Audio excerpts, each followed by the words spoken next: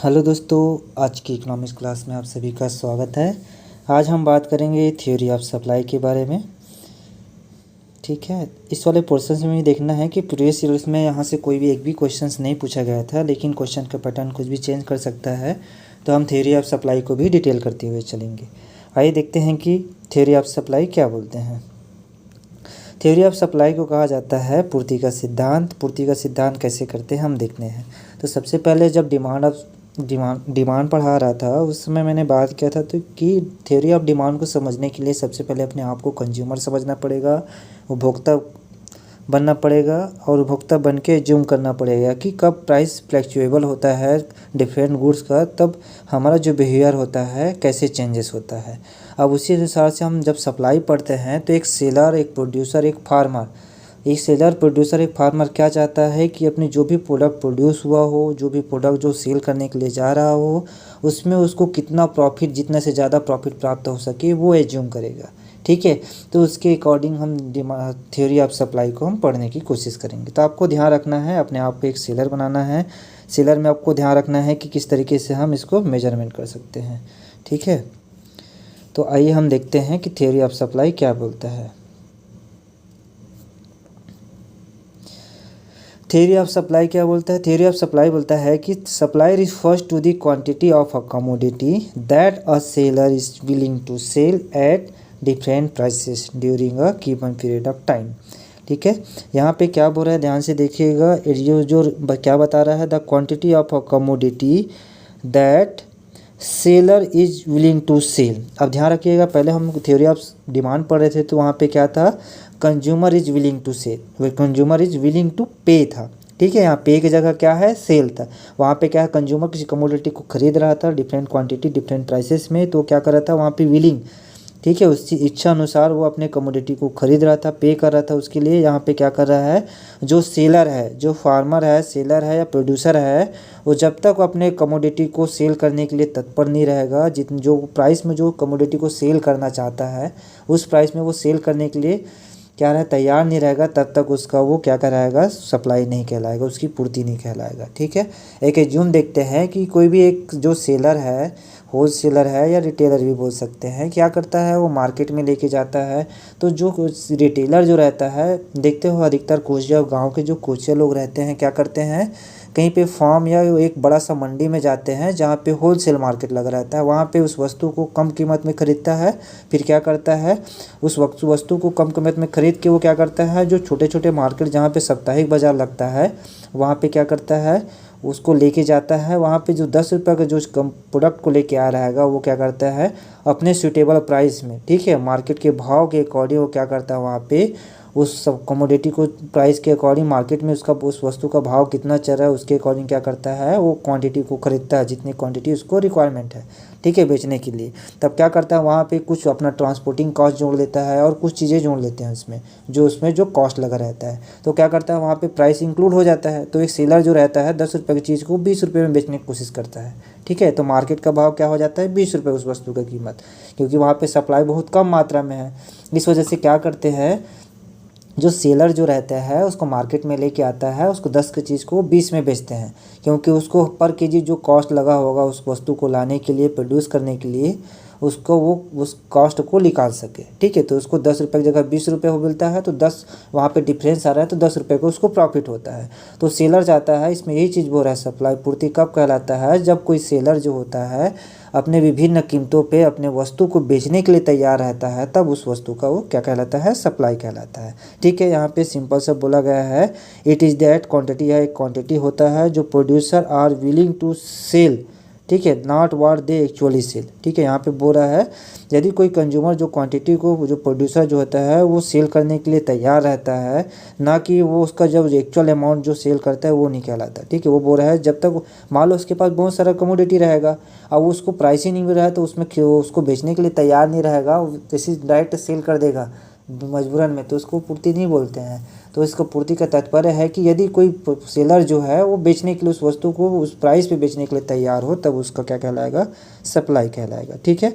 उसी प्रकार स्टॉक क्या करता है, स्टॉक भी एक क्वांटिटी सप्लाई का एक पार्ट होता है, जिसमें क्या करता है सेलर जो है जो कमोडिटी जो रहता है, जिसकी जितनी भी क्वांटिटी रहता है, तो उसको क्या करता है कुछ समय के लिए स्टॉक करके रखता है। जैसे ही उस कमोडिटी का मार्केट में प्राइस ज़्यादा मिलता है तो क्या करता है वहाँ पे उसको सेल कर देता है। जैसे कि अभी टमाटर के केस में क्या हुआ था, जैसे टमाटर का प्राइस बढ़ते जा रहा था, तो जितने भी जो सेलर प्रोड्यूसर रहे होंगे तो ईयरली मैच्योरिटी या मतलब रैपलिंग से पहले, टमाटर के रैपलिंग पकने से पहले क्या है अधपक्का में उसको तोड़ के रख सकते थे। ठीक है, उसका हार्वेस्टिंग कर लेते थे, फिर उसको क्या करते थे पैकिंग करके वो ऐसे स्टोरेज जैसा रख देते थे जिससे वो ख़राब ना हो सके, ताकि मार्केट तक लाने तक वो वेल पकने जैसे हो सके। ठीक है, तब उसको क्या रहता है मार्केट में अच्छे दाम मिलता है, जितना अच्छा क्वालिटी के टमाटर होते हैं उतने ज़्यादा अच्छे क्वांटिटी में दाम मिलते हैं। तो सेलर क्या करता है, जब किसी कमोडिटी स्टॉक का मतलब होता है जब सेलर किसी प्रोडक्ट की क्वांटिटी को एक समय के लिए रोक के रखता है जब तक उसका फेवरेबल प्राइस ना मिल जाए। ठीक है, तो उस फेवरेबल प्राइस में जो क्वांटिटी जो स्टॉक करके रखे रहेगा, जब उसको फेवरेबल प्राइस में आने पर जब बेचता है तो उसको स्टॉक क्वान्टिटी कहते हैं। क्लियर है? तो उम्मीद है कि समझ आ गया होगा थ्योरी ऑफ सप्लाई क्या होता है, स्टॉक क्या होता है। आगे के स्लाइड में चलते हैं। अब मेजर इंपॉर्टेंट पॉइंट है उसके कर्व कैसे होता है। तो आपको ध्यान रखिएगा डिमांड का कर्व क्या होता है, डिमांड किसको बोलते हैं, डिमांड का कर्व कैसे बनता है, शेड्यूल कैसे बनता है। शेड्यूल एक नॉर्मल सा चीज़ है, जो सेलर जो है डिफरेंट क्वांटिटी में डिफरेंट प्राइसेस में जिसको सेल करेगा पर केजी के हिसाब से, उसको क्या करते हैं 10 रुपये केजी के हिसाब से वहाँ पे सेल किए 100 क्वांटिटी, तो उसको हम टेबलर फॉर्म में उसको जमाते हैं। देन उसी के अकॉर्डिंग हम लोग एक ग्राफ रिप्रेजेंटेशन करते हैं डिफरेंट क्वांटिटीज़ के आधार पे। यहाँ पे बोला गया है सप्लाई कर्व क्या होता है।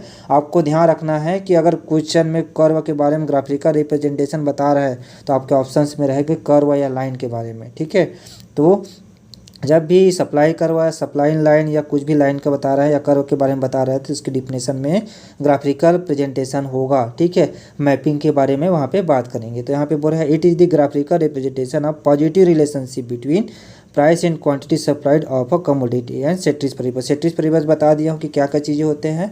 यहाँ पे भी प्राइस का चेंजेस होगा, प्राइस के सप्लाई के अकॉर्डिंग उसमें डिफरेंस बिटवीन होगा, और बाकी अन्य फैक्टर जो रहेंगे जो भी चीज़ें रहेगा मैं लास्ट में बता दूंगा क्या क्या चीज़ें इसमें कांस्टेंट रहेंगे। तो आपको यहाँ पे ध्यान रखना है, अन्य बातें समान रहने पर जब जो दिए हुए क्वांटिटी को उसके डिफरेंट क्वांटिटी और डिफरेंट प्राइसेस में जो खरीद बेचा रहता है उसको ग्राफिकल प्रेजेंटेशन हम जब करते हैं तो उसको हम क्या बोलते हैं सप्लाई कर्व बोलते हैं। सप्लाई कर्व जो होता है सप्लाई कर्व जो होता है वो पॉजिटिव स्लोप में रहता है और अपवर्ड रहता है। ठीक है, इसका कर्व कैसे रहता है, पॉजिटिव स्लोप रहता है और अपवर्ड होता है।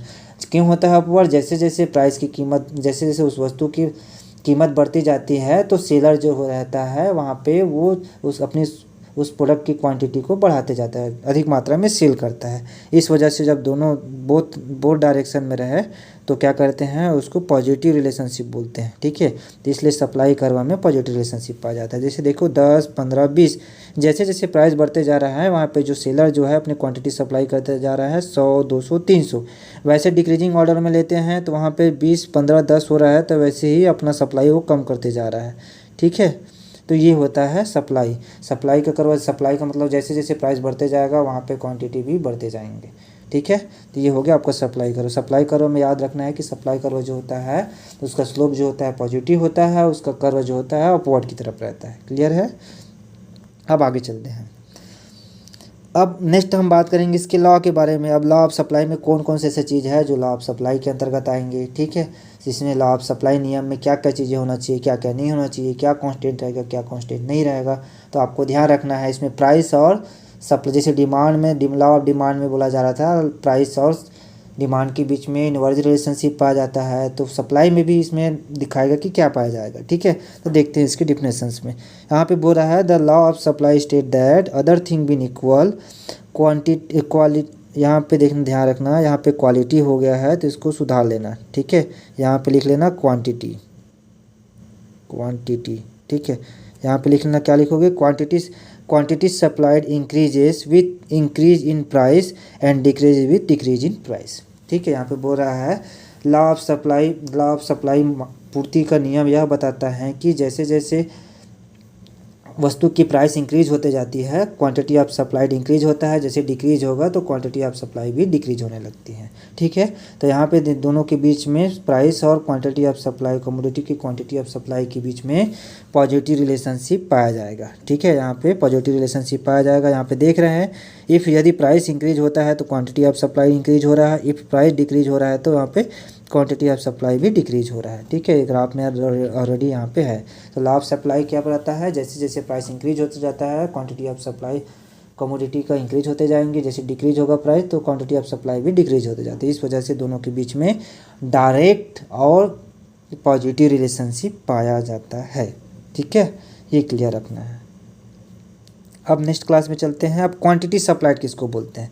क्वांटिटी सप्लाइड का मतलब होता है जब कोई सेलर जो रहता है एक्चुअल क्वांटिटी मार्केट में लेके जाता है और जो स्पेसिफिक प्राइस, जितना प्राइस स्पेसिफिक प्राइस जो है, जैसे 10 रुपये 20 रुपये प्राइस उसका फिक्स है, उसी के आधार पे जितना क्वांटिटी वो लेके जाना चाहता है उसी के बेस में उसे सोल्ड करता है वहाँ पे जाके, तब उसको बोलते हैं क्वांटिटी सप्लाई। देखो स्पेसिफिक 10 रुपये प्राइस में वो 100 क्वांटिटी सेल कर रहा है, 15 रुपये प्राइस में 200 स्पेसिफिक क्वांटिटी 200 लेके जा रहा है, 20 रुपये प्राइस है तो 300 क्वांटिटी, मतलब वहाँ पे जो क्वांटिटी है वो पहले से निर्धारित रहेंगे कि इतने प्राइस पे हमको इतने क्वांटिटी इंक्रीज करना है, लेके जाना है। ठीक है, सेल करना है।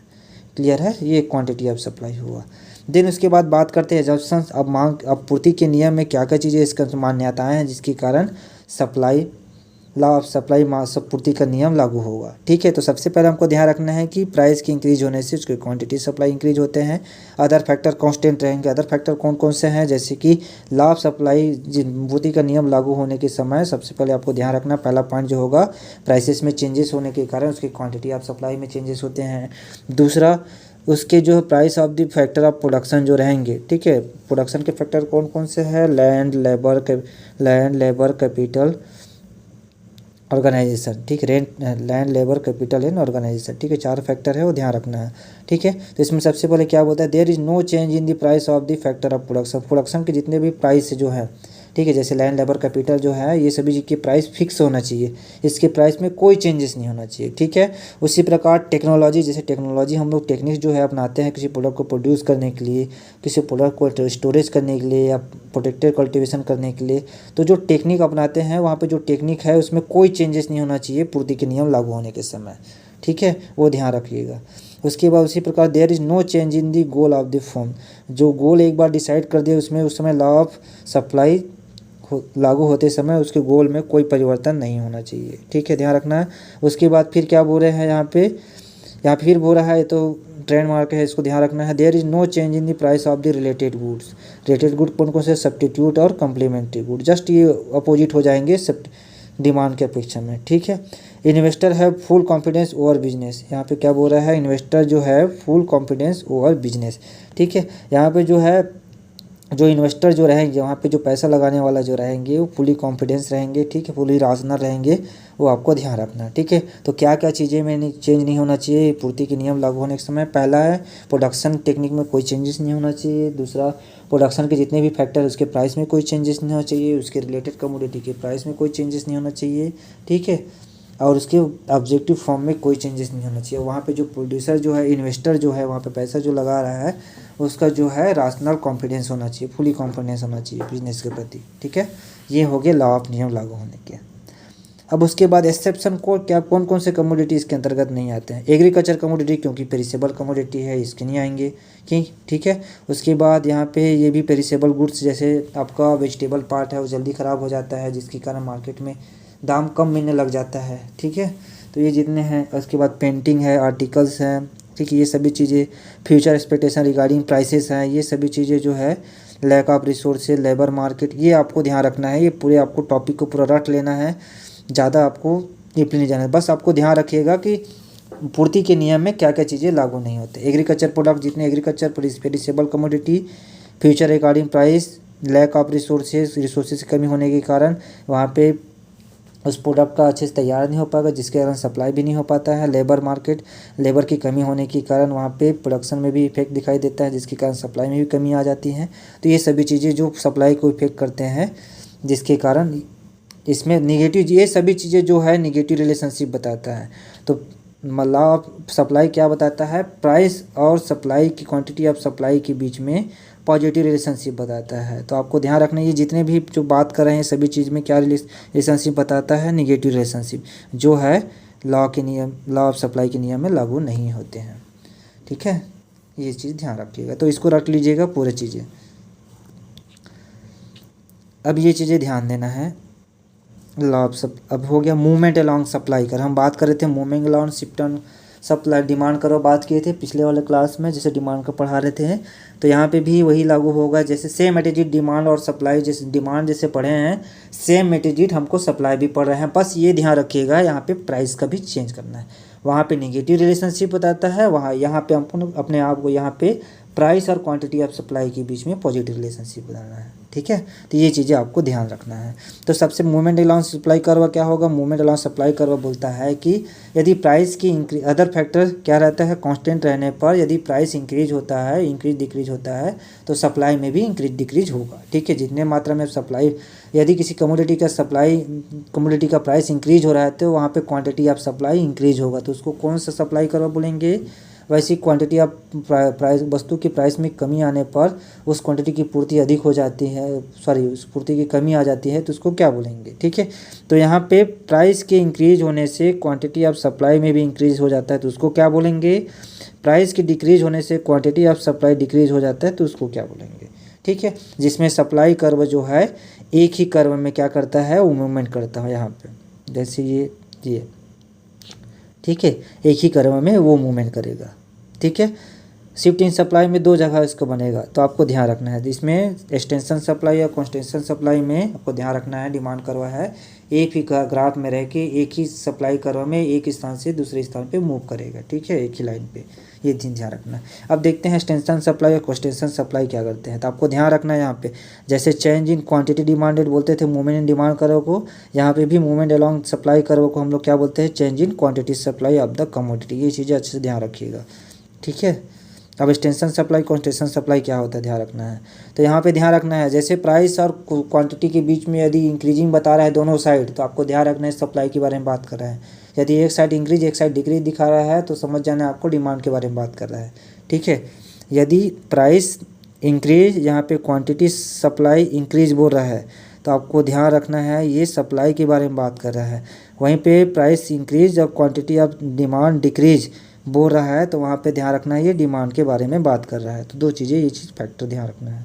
ठीक है, तो एक्सटेंशन सप्लाई में क्या हो जाएगा, जब किसी क्वांटिटी ऑफ सप्लाई इंक्रीजेस होता है किसके कारण, with the rise in price is called extension of supply. यहाँ पे बोला जा रहा है जब क्वांटिटी ऑफ सप्लाई इंक्रीज होता है विद दी किसके साथ, प्राइस के इंक्रीज होने के साथ। ठीक है, यहाँ पे प्राइस की इंक्रीज होने से साथ क्वांटिटी ऑफ सप्लाई भी इंक्रीज हो रहा है, तो उसको क्या बोलते हैं, एक्सटेंशन सप्लाई बोलते हैं। जिसमें सप्लाई कर्व जो होता है राइट साइड क्या करता है, यहाँ पे बोला है the supply curve move from the right side. देखो यहाँ पे प्राइस इंक्रीज हुआ पहले इतने प्राइस में, उसके बाद फिर इतना बढ़ गया, तो एक ही लाइन में क्या कर रहा है, वो सप्लाई हो रहा है। यहाँ पे एक जगह से दूसरी जगह मूव कर रहा है। ठीक है, इसी को बोलते हैं एक्सटेंशन सप्लाई। किधर मूव कर रहा है, राइट साइड मूव कर रहा है। ठीक है, जब supply curve right side move करे तो उसको क्या बोलेंगे, extension supply. Left side move करेगा तो उसको क्या बोलेंगे, कॉन्ट्रैक्शन सप्लाई। अब आगे बात करेंगे कॉन्ट्रैक्शन सप्लाई के बारे में। कॉन्ट्रैक्शन सप्लाई क्या होता है। ठीक है, कॉन्ट्रैक्शन सप्लाई में ध्यान रखना है, when the quantity supply decreases with the fall in price of the price it is called extension of supply. यहाँ पे बोला जा रहा है कि यहाँ पे जब किसी वस्तु के क्वांटिटी ऑफ सप्लाई डिक्रीज होता है किसके साथ, प्राइस की डिक्रीज होने के साथ साथ, तो इसको बोलेंगे क्वांटिटी ऑफ सप्लाई। यहाँ पे बोल रहा है कॉन्ट्रैक्शन ऑफ सप्लाई, यहाँ पे बोल रहा है प्राइस की डिक्रीज होने से क्वांटिटी ऑफ सप्लाई भी डिक्रीज हो जाता है, तो इसको बोला जाता है कॉन्ट्रैक्शन ऑफ सप्लाई कर्व। जिसके कारण इसका सप्लाई कर्व मूव करता है किसी कौन से साइड, लेफ्ट साइड। यहाँ पे अब पहले जो प्राइस था इतना था तो इसके बीच में यहाँ पे खरीदे, जैसे उसका प्राइस घट गया तो यहाँ पे क्वांटिटी ऑफ सप्लाई भी घट गया। ठीक है, तो यहाँ पे जो है वो डाउनवर्ड तरफ जा रहा है, तो किस साइड जा रहा है, इधर साइड आपका लेफ्ट, इधर साइड राइट होता है। तो ये डिमांड कर्व जो सप्लाई कर्व जो है वो किधर जा रहा है, लेफ्ट साइड जाएगा। ठीक है, इस वजह से इसको कॉन्ट्रैक्शन ऑफ सप्लाई बोलते हैं। ठीक है, नेक्स्ट करते हैं। अब शिफ्ट इन सप्लाई आ गया, अब सप्लाई करवा है, अब एक जगह से दूसरी जगह शिफ्ट होगा। कैसे होगा, एक यहाँ पे प्राइस होगा, एक यहाँ पे प्राइस होगा, एक जगह यहाँ पे बनेगा, एक जगह यहाँ पे बने। कैसे बनता है देखते हैं सप्लाई करवा केस में, ठीक है। तो यहाँ पे शिफ्ट इन सप्लाई करवा क्या बोलते हैं, shift in supply curve the shows that when the quantity supply increases or decreases due to other factor then on prices of the commodity, it is called shift in demand. यहाँ पे बोल रहा है, क्या बोल रहा है, यहाँ पे अदर फैक्टर चेंजेस होंगे, प्राइस जो रहेगा कांस्टेंट रहेगा। जो पिछले वाला डिमांड वाला चैप्टर में पढ़ेंगे शिफ्ट इन डिमांड में, शिफ्ट इन डिमांड क्या बोलता है कि अदर फैक्टर के चेंजेस होने के वजह से क्वांटिटी ऑफ सप्लाई में इंक्रीज डिक्रीजेस आते हैं, ठीक है। जहाँ पे प्राइस जो रहता है वो कांस्टेंट होते हैं। On other factor then on price of the commodity, ठीक है। अदर फैक्टर जो ऑन प्राइस जो है due to other factor then on price बोल रहा है, तो अब अपना जो ऑन प्राइस जो रहता है वो फिक्स रहेगा, अदर फैक्टर जो रहेगा वो चेंजेस होगा, ठीक है। तो यहाँ पे दो टाइप के होते हैं चेंज, इसको बोलते हैं शिफ्ट इन सप्लाई कर्व को यहाँ पे बोला जाता है चेंज इन सप्लाई, ठीक है। आपको ध्यान रखना है दो टाइप के होते हैं, इंक्रीज इन सप्लाई या डिक्रीज इन सप्लाई। उसके अदर फैक्टर में चेंजेस होने के कारण प्राइस जो रहता है वो फिक्स रहता है, कोई चेंजेस नहीं। अदर फैक्टर में चेंजेस होगा, इंक्रीज होगा, डिक्रीज होगा, जिसके कारण जो कमोडिटी की क्वांटिटी ऑफ सप्लाई जो रहेंगे वो इंक्रीज डिक्रीज होंगे, ठीक है। तो हम लोग पहले पढ़े हैं कैसे किस करना होता है, तो उसमें अलग था अदर फैक्टर, और इसमें अलग है। तो अदर फैक्टर कौन कौन से आपको ध्यान रखना, पहले क्या बताया, प्रोडक्शन के फैक्टर, दूसरा क्या बताया था कि उसके रिलेटेड कमोडिटी के प्राइस, तीसरा क्या बताया था प्रोडक्शन टेक्नोलॉजी और फ्यूचर एक्सपेक्टेशन ऑफ प्राइस। ये सभी चीज़ें हैं जिसमें चेंजेस होने से इसके सप्लाई कर्व चेंजेस होंगे, जिसके कारण इसको इंक्रीज बोलेंगे और डिक्रीज सप्लाई कर्व बोलेंगे। तो देखते हैं इंक्रीज सप्लाई और डिक्रीज इन सप्लाई क्या होता है। देखो इंक्रीज इन सप्लाई में क्या बोल रहा है, when the quantity supply of a commodity increases due to change in other factor then price of the commodity. तो यहाँ बोल रहा है यहाँ पे बोल रहा है quantity supply of the commodity increases बोल रहा है, किसके कारण, अदर फैक्टर में चेंजेस होने के कारण, ठीक है। तो पहले सबसे पहले ध्यान रखना है, यदि टेक्नोलॉजी में इम्प्रूवमेंट करेंगे तो क्या होता है, ऑब्वियसली है कि टेक्नोलॉजी इंप्रूवमेंट करेंगे तो हमारा जो है क्वांटिटी ऑफ सप्लाई भी है ज़्यादा हो सकता है, ठीक है। क्योंकि अच्छे क्वांटिटी के प्रोडक्शन मिलेंगे और वहाँ पे जो प्रोडक्ट है ज़्यादा हाई मात्रा में प्रोडक्शन होगा, जिसके कारण हम मार्केट में अधिक से अधिक सप्लाई कर सकते हैं, ठीक है।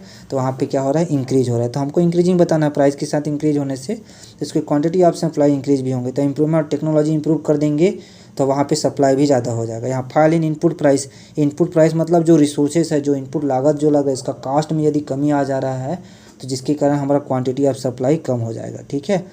क्वांटिटी ऑफ सप्लाई क्या होगा, ज़्यादा हो जाएंगे। तो अपने क्वांटिटी ऑफ सप्लाई को इंक्रीज करना है, आपको ध्यान रखिएगा, ठीक है। इस सब चीज़ों में चेंजेस करने से इसके क्वांटिटी ऑफ सप्लाई वाला पोर्शन इंक्रीज होना चाहिए, ये ध्यान रखना है। उसी प्रकार decrease in price of substitute goods, अब ध्यान रखना यहीं पे इंक्रीज करते थे किसमें, डिमांड वाला पोर्शन में, जस्ट उसके उल्टा हो जा रहा है। यहाँ पे decrease in price of the substitute good के प्राइस में डिक्रीज करने से उसके क्वांटिटी ऑफ सप्लाई इंक्रीज हो जाएंगे अदर कमोडिटी के, ठीक है। उसी प्रकार यहाँ पे कम्प्लीमेंट्री इंक्रीज कर रहे हैं, तो इंक्रीज करने से अदर कम्प्लीमेंट्री जो प्रोडक्ट जो है उसके क्वांटिटी ऑफ सप्लाई जो इंक्रीज हो जाएंगे, ठीक है। ये ध्यान रखना, जस्ट उल्टा होगा डिमांड के। यहाँ पे increase in number of firm in market, अगर मार्केट में ज़्यादा फर्म ज़्यादा बेचने वाले रहेंगे तो वहाँ पे क्वांटिटी सप्लाई भी अधिक होगा मार्केट में। तो ये सभी चीज़ फैक्टर्स हैं इंक्रीज इन सप्लाई का, आपको ध्यान रखना है। ये सभी चीज़ें किसकी वजह से क्वांटिटी ऑफ सप्लाई इंक्रीज होता है, तो ये पॉइंट याद रखना, 1 2 3 4 5 5 पॉइंट है, पाँचों पॉइंट को आपको याद रखना है, क्लियर है। अब बात करते हैं, अब देखते हैं कि अब इस सभी की चेंजेस होने का डिमांड कर्व शिफ्ट किधर होता है, सप्लाई कर्व किधर शिफ्ट होता है, सप्लाई कर्व किधर शिफ्ट होता है, आपको ध्यान रखना है, ठीक है, ये चीज़ें को। तो सप्लाई कर्व जो है कहाँ ध्यान किसे हो रहा है, आपको राइट साइड मूव कर, देखो यहाँ पे ये प्राइस है, ये भी प्राइस है, तो एक पॉइंट यहाँ पे बना दो जगह, ठीक है। तो दोनों ये आपके यहाँ पे अलग अलग बन रहा है, ठीक है। सप्लाई कर्व एक जगह से दूसरी जगह शिफ्ट हो रहा है। पहला जो सप्लाई कर्व होगा यहाँ पे मांगे तो यहाँ पे एक बना, ठीक है। उसके बाद ये बढ़ गया तो यहाँ पे एक सप्लाई कर्व बन गया, ठीक है। तो सप्लाई कर्व यहाँ पे मूव होते जा रहा है, क्लियर है। तो ये हो गया पहला सप्लाई का। सप्लाई कर्व कैसा है, ये राइट साइड जो है, इधर राइट साइड जो है वो मूव कर रहा है। राइट साइड किसको बोलते हैं हम लोग, इस साइड को राइट साइड बोलते हैं, इस साइड को लेफ्ट साइड बोलते हैं, ठीक है। ये हो गया आपके सब इंक्रीज इन सप्लाई कर्व, ठीक है। ये राइट साइड शिफ्ट हो रहा है, तो आपको ध्यान रखना है यदि supply curve right side shift हो तो उसको कौन सा बोलेंगे, इंक्रीज इन सप्लाई कर्व। उसी प्रकार इसको जस्ट उल्टा करना है, अपने डिक्रीज इन सप्लाई को उल्टा करना है तो क्या बोल रहा है यहाँ पे वेहेंस क्वांटिटी ऑफ सप्लाई डिक्रीजेस करना पड़ेगा। डिक्रीज इन सप्लाई के लिए किसके कारण डिक्रीज होंगे?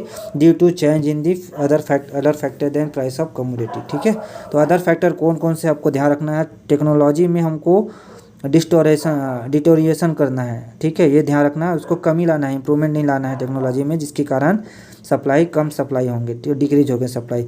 अब वहाँ पे इनपुट कॉस्ट ज़्यादा कर देंगे जिसके उसके प्राइस ज़्यादा हो जाएंगे तो सप्लाई वहाँ पे कम करेंगे, क्योंकि लेबर कॉस्ट हमको ज़्यादा हो जाएगा, इसलिए क्वांटिटी ऑफ सप्लाई को कम करना पड़ेगा। ठीक है, वहाँ पे increasing in price of the substitute वहाँ पे डिक्रीज करे थे, यहाँ पे इंक्रीज कर देंगे, जिसके कारण क्वांटिटी सप्लाई डिक्रीज हो जाएंगे। उसी प्रकार यहाँ पे decrease in price of the complementary goods बोल रहे हैं, जिसके कारण क्वांटिटी ऑफ सप्लाई डिक्रीज हो जाएंगे। Decrease in number of firm, अगर मार्केट में है वहाँ पे बेचने वाले कम हो जाएंगे तो सप्लाई भी कम होते जाएगा। तो यही चीज़ें फैक्टर्स है, ये सभी फैक्टर आपको ध्यान में रखना है, क्या कैसे फैक्टर जिसके कारण डिक्रीज इन सप्लाई होगा। तो ये फैक्टर ध्यान रखना है, इसका MCQ करा दूंगा सप्लाई वाले पोर्शन का भी। ठीक है, ये चीज़ें आपको अच्छे से ध्यान रखना है। यहाँ पे और ध्यान रखना है कि सप्लाई कर्व किधर शिफ्ट इन सप्लाई कर्व जो होता है किधर शिफ्ट होगा डिक्रीज इन सप्लाई केस में, आपको ध्यान रखना है। इसका जो सप्लाई कर्व जो है वो आपके लेफ़्ट साइड शिफ्ट होंगे। क्लियर है, आपके लेफ़्ट साइड क्लियर होंगे, ये चीज़ें आपको ध्यान रखना है। अब बात करते हैं इलास्टिसिटी ऑफ सप्लाई। अब ध्यान रखना है degree of responsiveness of supply करो, ये आपको ये ध्यान रखना है। ठीक है, ये बताइए इलास्टिसिटी ऑफ सप्लाई क्या बताए? जो भी सप्लाई कर रहे हैं कीमत के अकॉर्डिंग, उसकी लोच के अकॉर्डिंग, तो उसमें जो भी परिवर्तन होगा प्रतिशत में, वो चीज़ आपका इलास्टिसिटी ऑफ सप्लाई बताएगा। ठीक है, यहाँ पे बोला गया the price elasticity of supply is measures of the degree of responsiveness of the quantity supplied to the change in the price of given commodity. यहाँ पे बोल रहा है आपूर्ति की कीमत लोच किसी वस्तु की कीमत में परिवर्तन के प्रति उसकी आपूर्ति की मात्रा की प्रतिक्रिया की डिग्री का माप है। ठीक है, जो भी प्रतिशत में परिवर्तन होगा उसके कमोडिटी के प्राइस में, उसके सप्लाई में, तो उसको एक डिग्री फॉर्म में हम नापते हैं। इलास्टिसिटी ऑफ सप्लाई की डिग्री कितने होते हैं आगे हम लोग बात करेंगे। जैसे हम डिमांड में पढ़े सेम एटीजिट हमको सप्लाई में पढ़ना पड़ेगा, बस वहाँ पर प्राइस के साथ आपको पॉजिटिव रिलेशनशिप बनाना है, वो ध्यान रखिएगा। यह जो है यह निर्धारित, यहाँ पे ध्यान रखना कुछ मिस्टेक होगा उसको सुधार लीजिएगा। यह निर्धारित करने में एक महत्वपूर्ण पैरामीटर होता है इलास्टिसिटी ऑफ सप्लाई, किसी विशेष उत्पाद की आपूर्ति उसके बाजार मूल्य में उतार चढ़ाव से कैसे प्रभावित होती है, तो ये बताता है इलास्टिसिटी ऑफ सप्लाई। इससे यह भी पता चलता है कि उस उत्पाद को उसकी कीमत के अंतर पर बेच के कितना मुनाफा कमाया जा सकता है, ये क्या बताता है इलास्टिसिटी ऑफ सप्लाई। तो ये चीज़ें आपको ध्यान में रखना है। ठीक है, यहाँ से ज़्यादातर क्वेश्चंस नहीं होता, सिर्फ डिफिनेशन से क्वेश्चंस आते हैं, आपको ध्यान रखना है उसके डिग्री कितने होते हैं और उसका कर्व कैसे बनता है, उसका वैल्यू कितना रहता है, वो आपको ध्यान में रखना है। देखते हैं यहाँ पे degree of elasticity of supply कितने हैं। देखो सब इन्फिनिटिव का इन्फिनिटिव, जीरो का जीरो, ये सब चीज़ें वैल्यू सेम रहेंगे। आपको ध्यान रखना है यहाँ पे जो प्राइस के साथ पॉजिटिव रिलेशनशिप बताना है, और यूनिट कब होगा, रिलेटिव कब होगा, परफेक्टली इलास्टिक कब होगा, परफेक्टली इलास्टिक कब होगा, आपको ध्यान रखना है। सबसे पहला क्वेश्चन होगा कि डिग्री ऑफ सप्लाई है, कितने डिग्री होते हैं? 5 डिग्री होते हैं। कौन कौन सा? Perfectly elastic supply curve, perfectly elastic supply, relatively elastic supply और रिलेटिवली इलास्टिक सप्लाई और यूनिट इलास्टिक सप्लाई, ये पूरे होते हैं। परफेक्टली इलास्टिक सप्लाई का कर्व कैसा होता है? Horizontal to x axis parallel to x axis होता है, जिसके कारण इसका जो डिमांड वैल्यू सप्लाई वैल्यू जो होता है इन्फिनिटी होता है। जब यहाँ पे इलास्टिक सप्लाई कब होता है? इसका वैल्यू होता है 0। कैसे होता है आगे देखते हैं। ठीक है, ये आपका वैल्यू याद कर लेना, जो इसमें डिग्री बताया उसके वैल्यू याद कर लेना। ठीक है, अब एक एक करके मैं समझा रहा हूँ क्या होता है। पहला बोलता है परफेक्टली इलास्टिक सप्लाई, पूर्णतया लोचदार आपूर्ति क्या होता है। आपको प्राइस के साथ क्या करना है? पॉजिटिव रिलेशनशिप बताना है।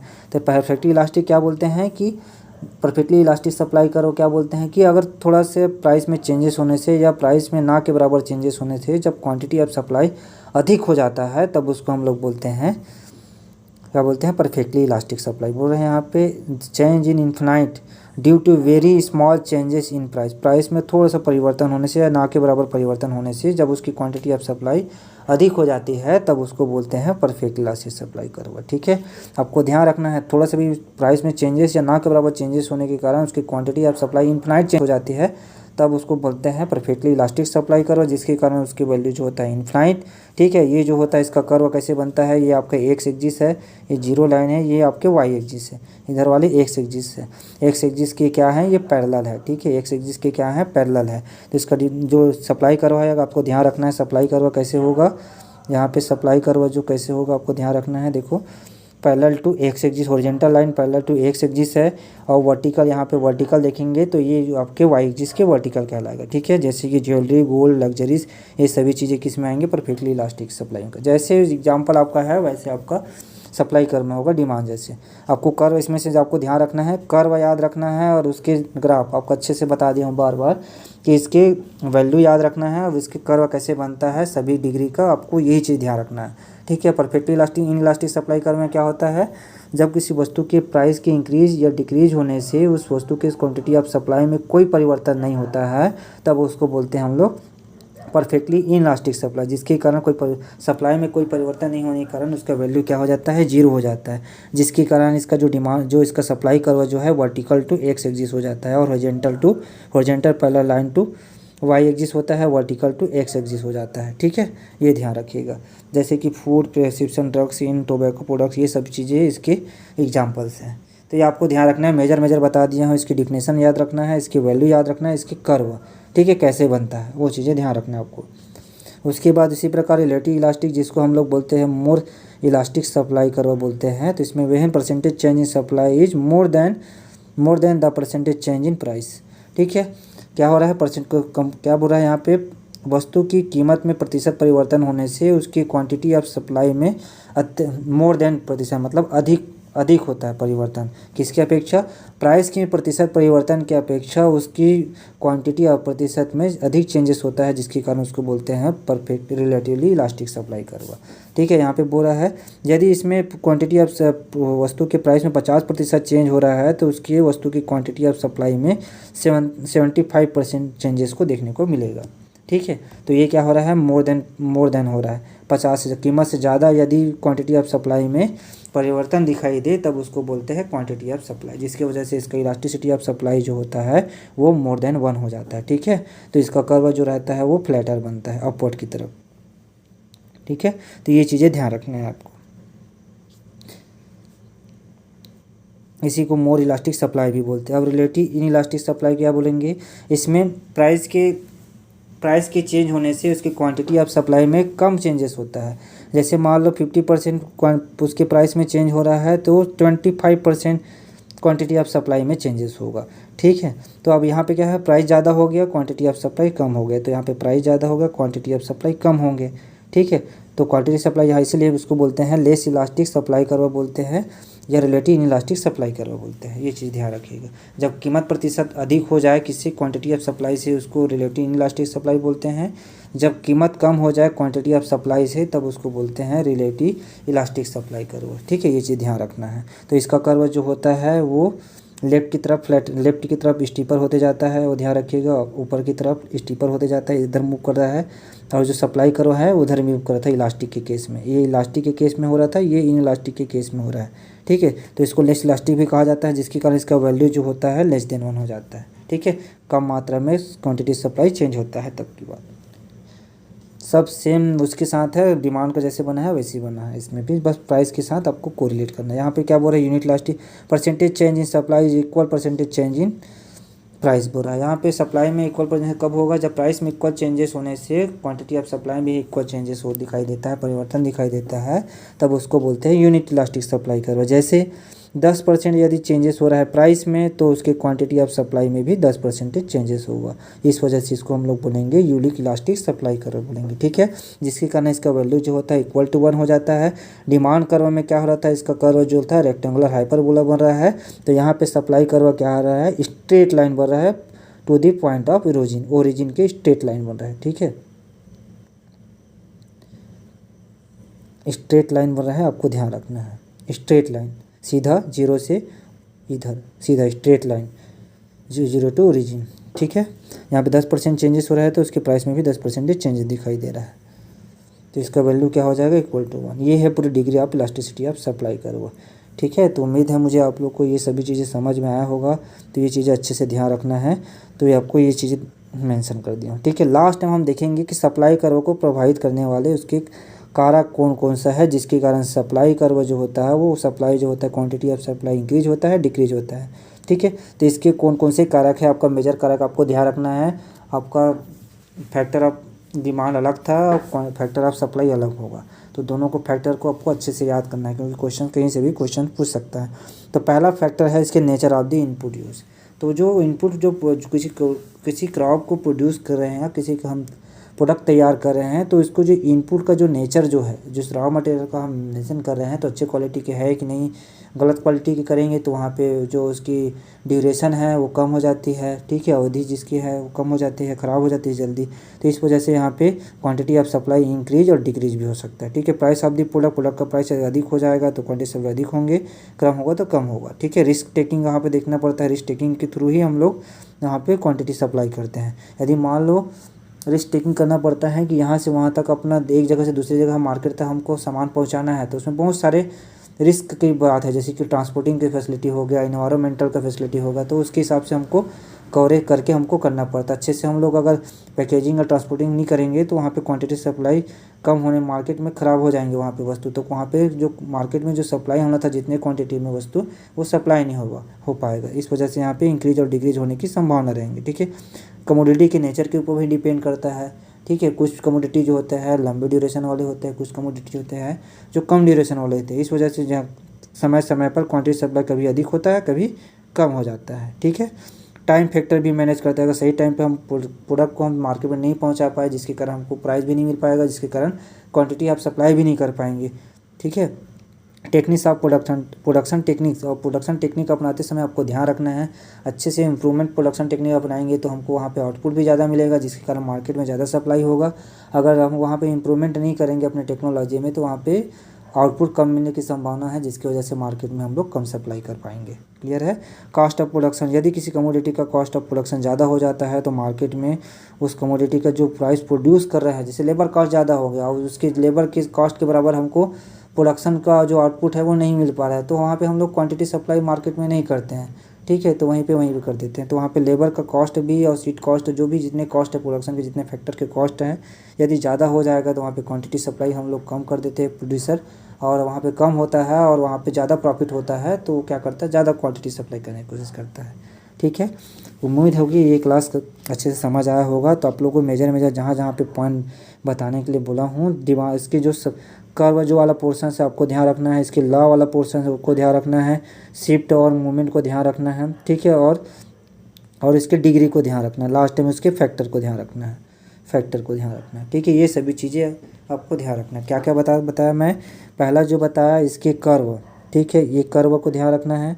दूसरा बताया इसके लॉ जो है उसको ध्यान रखना है। तीसरा बताया इसकी शिफ्ट और कर्व हो गया, ठीक है, लॉ हो गया, ठीक, शिफ्ट और मूवमेंट जो था वो हो गया। उसके बाद डिग्री, देन इसके फैक्टर, ठीक है। तो ये चीज़ें आपको मेजर इंपॉर्टेंट है, ये सब चीज़ को आपको ध्यान रखना है सप्लाई वाला पोर्शन में। बार बार बता दिया हूँ, इसको सेलर समझ के चलना है और प्राइस के साथ हमें सब पॉजिटिव रिलेशनशिप बनाना है, वो चीज़ें ध्यान रखना है। क्लियर है।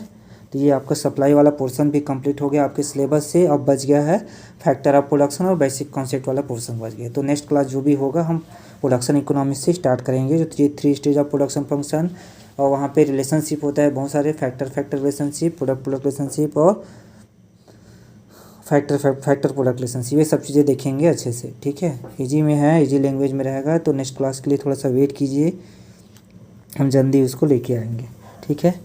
Thank you.